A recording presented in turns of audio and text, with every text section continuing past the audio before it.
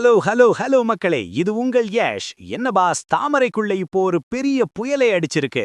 11 வருஷமா தமிழக பாஜகவை ஆட்டிப்படைச்ச கேசவ விநாயகம் இப்போ விடுவிக்கப்பட்டு மீண்டும் RSS பணிக்கே அனுப்பப்பட்டுட்டாரு.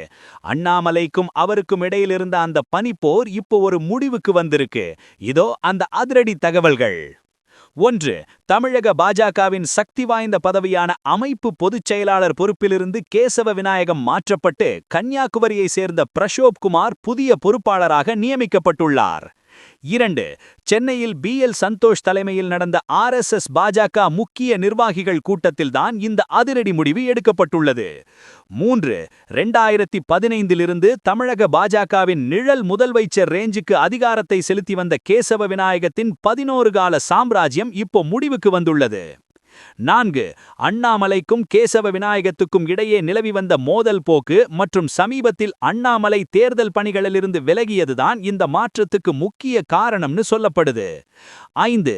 அண்ணாமலையோட புகாரால் தான் இந்த நடவடிக்கை எடுக்கப்பட்டது. இது 2026 தேர்தல்ல அண்ணாமலையின் கரங்களை இன்னும் வலுப்படுத்தும்னு அரசியல் விமர்சகர்கள் சொல்றாங்க. 6.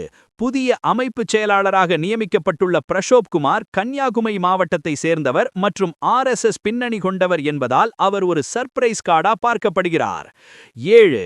கேசவ விநாயகம் இனி RSS அமைப்பில் தேசிய அளவிலோ அல்லது மாநில அளவிலோ வேறொரு முக்கிய பொறுப்பை வகிப்பார்னு எதிர்பார்க்கப்படுகிறது. கண்ணா, அண்ணாமலை இப்போ கிளீன் ஸ்வீப் பண்ணிட்டாரு. இத்தனை வருஷமா கோலோச்சிய கேசவ விநாயகம் சகாப்தம் இப்போ முடிவுக்கு வந்துடுச்சு. வெயிட் அண்ட் வாட்ச்னு சொன்ன அண்ணாமலை இப்போ பஞ்ச் வச்சிருக்காரு. இலை மாதிரி இருந்த பாஜக இப்போ அண்ணாமலை கண்ட்ரோலுக்கு முழுசா வந்துடுச்சு போல. It's a complete structural overhaul before the 2026 battle boss. பாஜகவோட இந்த மாற்றம் 2026 தேர்தல்ல எதிரொலிக்குனா அண்ணாமலையோட அடுத்த மூவ் என்னவா இருக்கும் சொல்லுங்க. எல்லா எக்ஸ்க்ளூசிவ் பொலிட்டிக்கல் அப்டேட்ஸுக்கும் ஸ்டே டியூன்ட் வித் பிராண்டி செய்திகள்.